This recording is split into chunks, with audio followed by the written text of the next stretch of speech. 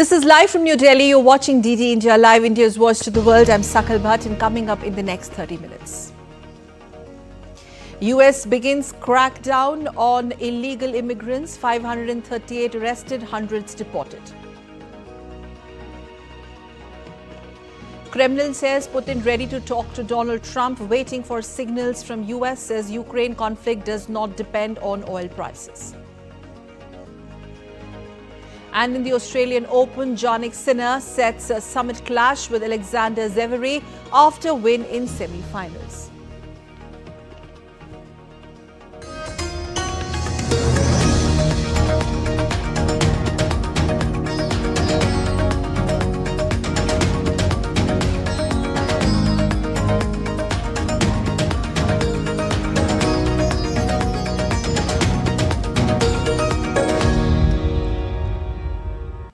US President Donald Trump press secretary has said that US authorities arrested 538 migrants and deported hundreds in a mass operation just days into Trump's second administration.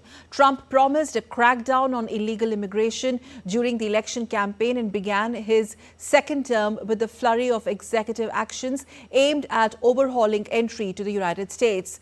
Newark Mayor Ras J. Baraka condemned an immigration and customs enforcement raid that detained undocumented residents and citizens without a warrant, while Congress passed a bill expanding pre-trial incarceration for foreign criminal suspects.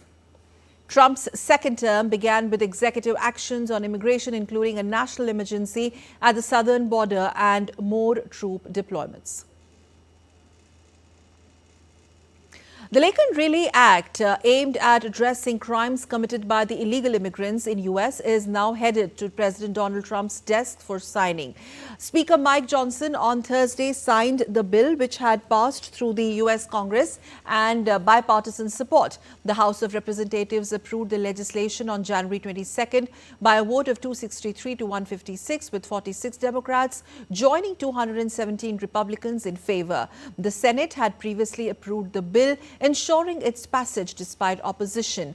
The bill, which requires the detention of undocumented immigrants accused of theft, including shoplifting, will be the first of several steps by Republicans to tighten border security in 2025.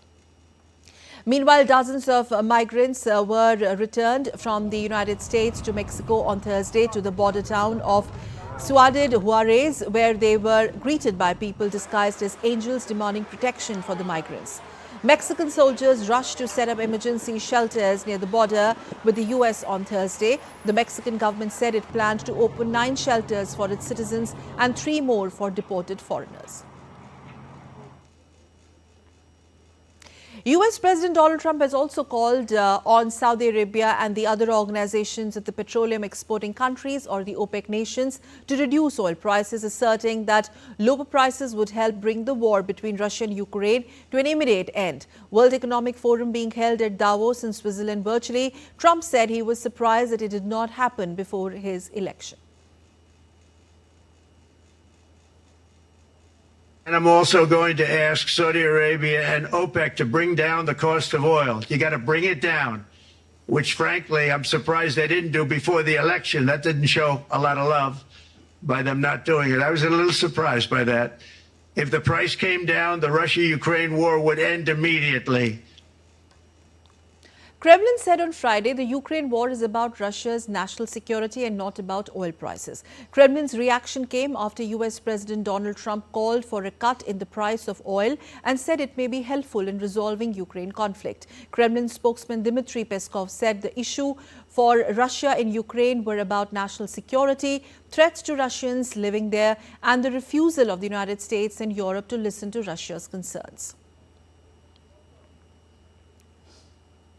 Donald Trump also called for an immediate end to the conflict in Ukraine. In an interview to a news channel, Trump threatened the tariffs and taxes and sanctions on Russia if President Vladimir Putin refuses to negotiate a resolution to the conflict. Trump added that Putin should never have initiated the conflict. Should end immediately. Should have never started. That would never have started if I were. I used to talk to Putin about it. Ukraine was the apple of his eye, but there was no chance that he would ever do it. And he didn't do it. Putin shouldn't have done it. He shouldn't have done it, and it has to stop. Do you know they've lost about 850,000 Russian soldiers and 700,000 Ukrainian soldiers?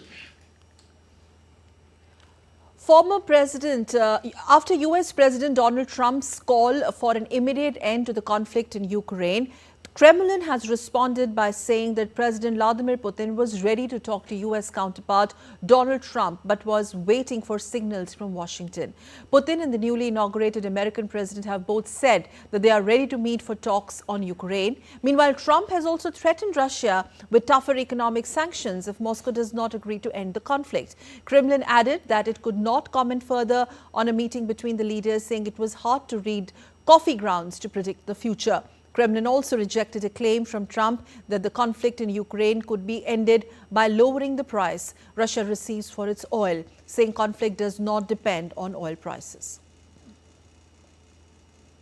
Russian President Vladimir Putin has made clear that he wants to restart nuclear arms cuts talks as soon as possible, Kremlin said on Friday. This statement has come in response to comments by US President Donald Trump on Thursday, where he had said that he wanted to work towards cutting nuclear arms, adding that he thought Russia and China might support reducing their own weapons capabilities. Kremlin spokesman Dmitry Peskov said the ball was in Washington's court. I want to remind you of President Putin's statement that Russia considers it necessary to restart talks on disarmament as soon as possible, especially since the legal framework regarding arms control has been undermined. This was not the fault of the Russian Federation. The United States ended their participation in treaty and in fact undermined the very existence of this legal framework. Laying out a vision for American economic prosperity, Trump promised global elites lower taxes if they bring manufacturing to the US and threatened to impose tariffs if they don't. He also assured incentivizing companies to facilitate business there. He thus laid out a carrot and stick approach for private investment in the US to strengthen the economy. My message to every business in the world is very simple. Come make your product in America, and we will give you among the lowest taxes of any nation on earth. We're bringing them down very substantially, even from the original Trump tax cuts. But if you don't make your product in America, which is your prerogative, then very simply you will have to pay a tariff, differing amounts, but a tariff which will direct hundreds of billions of dollars and even trillions of dollars into our treasury to strengthen our economy and pay down debt. Amid Trump's tariff row, World Trade Organization chief has said the trade wars would have catastrophic consequences for global growth. At the World Economic Forum session on trade, WTO chief urged states to refrain from retaliation. If we have tit-for-tat retaliation, whether it's 25%, tariff 60%, and we go to where we were in the 1930s, we're going to see double-digit global GDP losses. Double-digit. That's catastrophic. Everyone will pay. Everyone. And the poor countries will pay even more. President Trump signed an order to declassify government files related to the assassination of former President John F. Kennedy, Senator Robert Kennedy, and civil rights leader Martin Luther King Jr. on Thursday. Trump had promised on the campaign trail to release classified intelligence and law enforcement files concerning the assassination of President Kennedy, of JFK as he was fondly known. He had made a similar commitment during his first term and in fact released some documents related to the JFK's 1963 murder. The assassination of JFK in particular continues to captivate the American public. While Lee Harvey Oswald was officially named as the lone gunman, the Justice Department and other federal agencies have upheld that conclusion over the years. However, public opinion polls consistently show that many Americans believe his death was part of a larger conspiracy. Meanwhile, a federal judge blocked Donald Trump's administration on Thursday from implementing the executive order curtailing the right to automatic birthright citizenship in the United States. A U.S. district judge issued temporary restraining order at the urging of 4 Democratic-led states, Washington, Arizona, Illinois and Oregon, preventing the administration from enforcing the order. The judge says the order, which was slated to take effect in February, was blatantly unconstitutional. The ruling imposes a 14-day halt on enforcing the orders while the judge considers whether to issue a long-lasting preliminary injunction. The judge will hear arguments over whether to do so on February 6th. The case is one of the 5 lawsuits being brought by 22 states and a number of immigrants' rights groups across the country. Meanwhile, U.S. President Donald Trump said his administration will appeal the decision to temporarily block the executive order restricting birthright citizenship. Trump has signed the order on Monday, his first day back in office. Mr. President, a U.S. judge temporarily blocks the birthright citizenship order. Do you have any reaction? No, obviously we'll appeal it. They put it before a certain judge in Seattle, I guess, right? And there's no surprises with that judge. Moving on to an update from ongoing Russia-Ukraine conflict, Russian Defense Ministry on Friday said that they repelled massive drone attack by Ukraine, intercepting and destroying 131 Ukrainian drones that targeted 13 regions of the country, including Moscow and the capital. Although the ministry made no mention of any casualties, it stated that 6 drones aiming at Moscow and 1 over the capital was destroyed. Meanwhile, Ukraine's Interior Ministry on Friday claimed that they downed 25 out of 58 Russian drones in an overnight attack launched by Russia. It also claimed that 3 civilians, including 2 men and a woman, were killed and 1 other person was injured in the Kyiv region. The attack also destroyed residential and commercial buildings and vehicles. Michael Martin was elected Irish Prime Minister for the second time by a coalition of the country's 2 large centre-right parties and independent lawmakers on Thursday. Coalition is the second in a row between rivals Fine Gael and Fianna Fáil, with independents replacing junior coalition partner the Green Party, which lost most of its seats. The initially scheduled vote to elect Martin on January 22nd descended into chaos when the parliament was suspended 4 times after opposition protests. An agreement by both sides that government-supporting independents cannot now retain extended speaking rights from the opposition benches paved the way for Martin to be elected.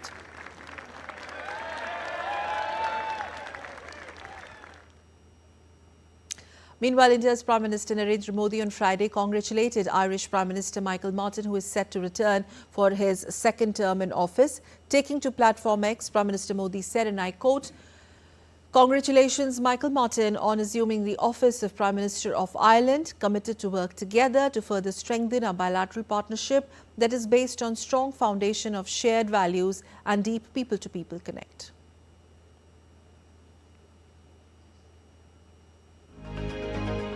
Still to come on this edition of DD India Live, India's Railways and IT Minister Ashwini Vaishnaw holds meeting with Prime Minister of Bhutan, sharing Tokbe in Davos.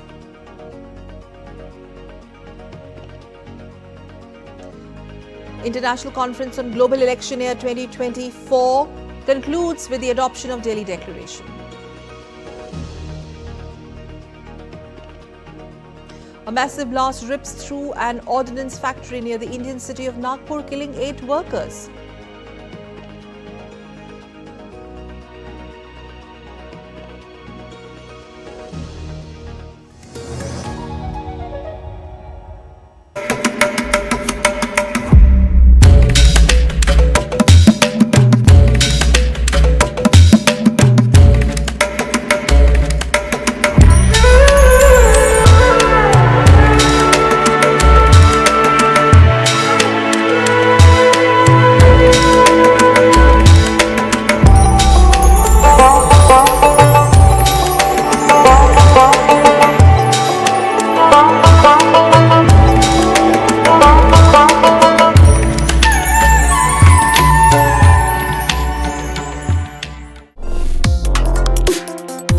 Complex issues, hidden agendas, twists and turns, strategic games.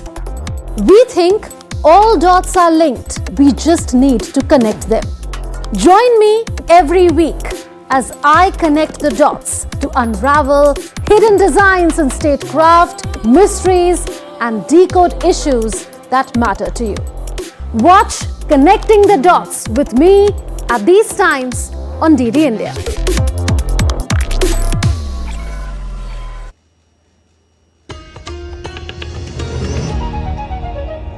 You're watching DD India Live. I'm Sakal Bhatt. Addressing a press briefing in New Delhi, India's Ministry of External Affairs spokesperson has said that India is against illegal immigration because it is linked to several forms of organized crime.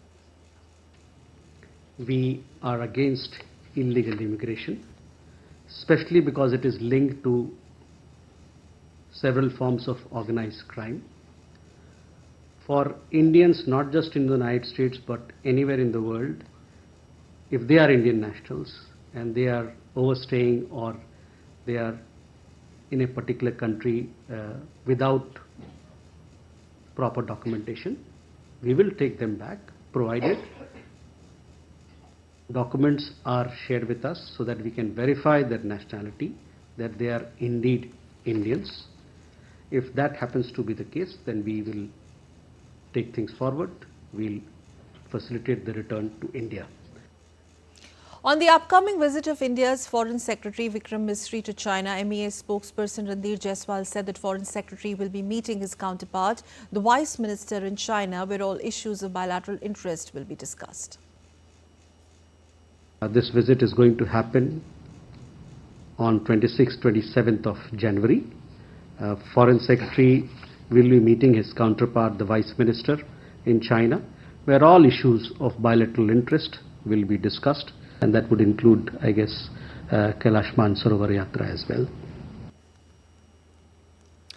The World Economic Forum 2025 has entered its fifth and final day on Friday. The day ahead will see leaders from politics, business and civil society discuss land restoration with the Executive Secretary of the United Nations Convention to combat desertification.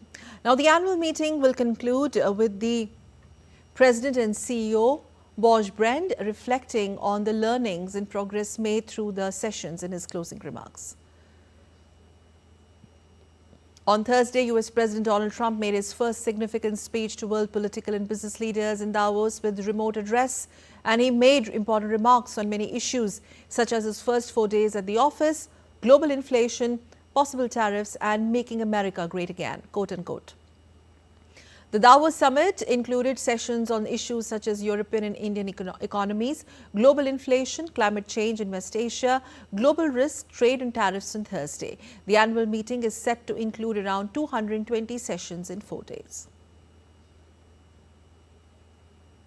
India's Railways and IT Minister Ashnavi Vaishnav also held a meeting with the Prime Minister of Bhutan, Shering Tokbe, in Davos on Friday. Both the leaders discussed rail connectivity to Bhutan and IT services. Minister Vaishnav also held discussions with a group of founders of artificial intelligence startups, and he has also underscored that the focus and direction of India AI mission was well appreciated throughout World Economic Forum 2025 in Davos. The International Conference on Global Election Year 2024, Reiteration of Democratic Spaces, concluded in New Delhi. Organized by the Election Commission of India, the event saw the participation of the various election commission bodies across the world sharing their insights or upholding the digital mechanism in conducting elections. Chief Election Commissioner of India, Rajiv Kumar, continued the session and laid down special emphasis on the technology that empowers the democracy that runs on the principles of inclusivity and accessibility. The power of democracy lies in ensuring that no voice is left unheard. Accessibility and inclusivity must remain at the heart of electoral process, irrespective of the tech insertion in election management. We must use the entire technological innovations to ensure that every voter gets into the role and is taken from role to poll. Simplifying voter registration, ensuring accessible polling stations, and offering multilingual voter education are essential steps towards empowering marginalized communities. Technology makes these possible. The CEO of International Foundation for Electoral Systems, Anthony Banbury, highlighted the common challenges, including how to deal with issues of social media, artificial intelligence and cybersecurity. It was clear from the discussions that there are some common challenges that all election management authorities will face, including around the impact of social media, AI, etc. And by coming together, sharing experiences and perspectives, developing a common perspective, I think it will really help election authorities in the future as they fulfill their responsibilities. Following the conclusion of international conference titled Global Election Year 2024, Reiteration of Democratic Spaces, key takeaways for EMBs, the heads and the representatives of the election management bodies, that is EMBs, of various countries of the world also adopted Delhi Declaration 2025. Let's take a look at the high points of the declaration. They declared and resolved that to remain ever committed to transparent, credible and inclusive polls and to election integrity, that we will never succumb to any undue pressure or influence, that we will steadfastly guard the integrity. We will keep undiluted focus on centrality, do everything to facilitate them in electoral process. We'll take up proactive interventions of voter education and electoral participation for increased registration. To keep election process free, fair and transparent, robust judicial mechanisms must be followed to deal with post-election grievances. We will pursue path of technological integration and innovation to make our operations more efficient, and we will vigorously resist all fake news. A working group will be constituted also to deal with the issues of social media, artificial intelligence, remain committed to transparent, credible, inclusive polls, never succumb to any influence and steadfastly guard integrity, and also make sure no eligible citizen is disenfranchised, and also keep undiluted focus on the centrality of elections, do everything to facilitate the electoral process. We will take up proactive interventions and electoral participation for increased registration.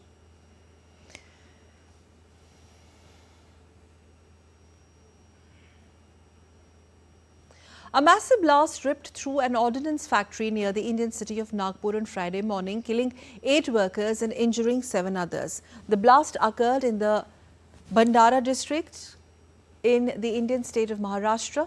The explosion was so intense that its effects were visible up to 10 kilometers away.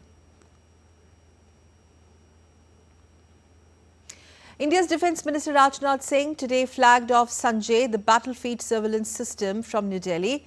Sanjay is an automated system which integrates the inputs from all grounds and aerial battlefield sensors, processing them to confirm their veracity, preventing duplication and fusing them to produce a common surveillance picture of the battlefield, ever-secured army data network and satellite communication network. It will enhance battlefield transparency. It is an example of the Make in India program of Prime Minister Modi and designed and developed by BEL or Bharat Electronics Limited. The BSS is equipped with state-of-the-art sensors and cutting-edge analytics. It will monitor the vast land borders, prevent intrusions, assess situations with unparalleled accuracy, prove to be a force multiplier in surveillance, intelligence and reconnaissance. This would enable commanders to operate in both conventional and sub-conventional operations in a network-centric environment. Its induction will be an extraordinary leap towards data and network centricity in the Indian Army. On to some sports news now. Defending champion Jannik Sinner thrashed Ben Shelton 7-6, 6-2, 6-2 in the Australian Open semi-finals on Friday to set up a showdown with Alexander Zverev in the final. Sinner had to save 2 set points in the opening game, but since he won, he raced past the 22-year-old. And Sinner is on the cusp of first successful Grand Slam title defence after winning his maiden major crown in Melbourne last year. Italian will face the German second seed who went through to Sunday's final when Novak Djokovic retired due to injury in his last 4 clash. The finals will be battle of the top 2 seeds with Zverev in his first Australian Open final. Minister of Youth Affairs and Sports Dr. Mansukh Mandavia felicitated the Indian physical disability cricket team in New Delhi on Friday. They won the Champions Trophy in Colombo. The team defeated England in the tournament final, demonstrating exceptional skill and resilience. Minister emphasized the government's commitment to support athletes with disabilities. The event was attended by team, coaches and sports ministry officials. आपके coach हो, आपका federation हो, आपकी team हो, सब लोगों ने आपका हौसला बढ़ाया होगा। हम जीत सकते हैं, हमें जीतना है। इस जज्बे के साथ आप मैदान में उतरे होंगे। 6 में से 5 आप मैच जीत पाए, ये बहुत बड़ी उपलब्धि है। आपका कॉन्फिडेंस और जज्बा का प्रतीक है। आप सबको मैं हार्दिक शुभकामनाएं देता हूं और भविष्य में आपकी प्रगति जारी रहे, आपकी टीम की प्रगति जारी रहे और देश का नाम आप रोशन करते रहे। Well, that's all for this edition of DD India Live, but let us know your thoughts on the news of the day. For those on the go, you can get all the latest news and updates from India and across the world on DD India mobile app. The app is available on both Android and iOS platforms. Scan the QR code on the screen to download now. We'll be back with more news as it breaks here on DD India.